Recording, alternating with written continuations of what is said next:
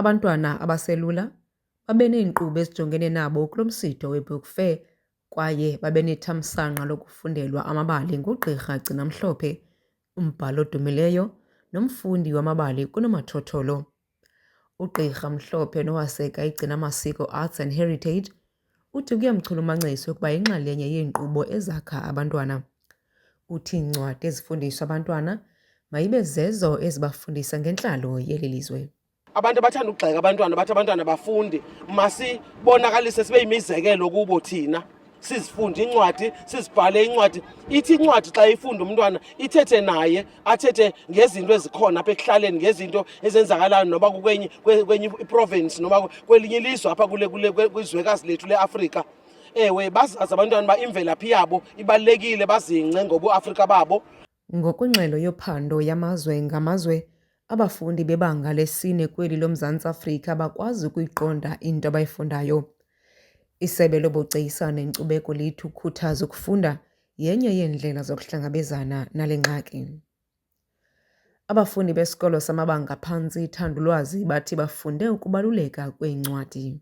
Namhlanje ndifunde ukuba akufuneki uncame ekufundeni, kufuneka ufunde ukuze ukwazi uphumelela ebomini, ube yiyo into ofuna ukuba yiyo. Futhi ungadlali ngeencwadi zesikolo, ungazilahli. What I've read here is that we must not give up in our education because we are the leaders of tomorrow and we have to hold our future by the both of our hands.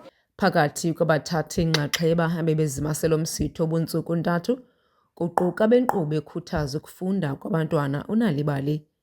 Umququzeleli weenkqubo zeNalibali uGqirha Nompucuko Zakaza uthi kwabo kuqinisekisa ukuba wonke umntwana unayo incwadi ayifundayo. Abanye abantwana baneencwadi ezininzi, abanye abanazo, abanye basuka kumakhaya ahlelelekileyo abazange bayibona incwadi, okanye banawo namathala encwadi kukude kwithala lencwadi. So umsebenzi wethu esiwenzayo kukuzama kangangoko ukusondeza izinto zokufunda ke ebantwini zifikeleleke kwaye futhi siyenze ibe yinto emnandi leyo ethandekayo. Umphathiswa wesebe lobugcisa nenkcubeko uSibulele Ngongo uthi beli sebe banayo inkxaso abayikhuphayo ekuphuhliseni imfundo kuquka ukunikezela ngeencwadi kwakunye neekhompyutha.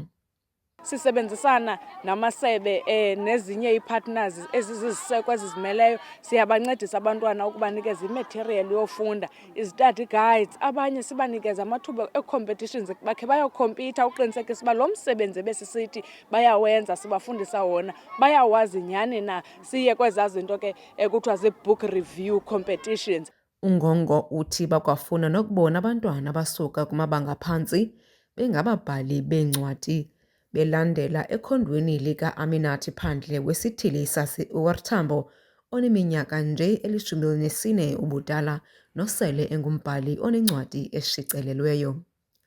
Ndinguyamkela Mchiyo kwiindaba ze-MPK eMonti.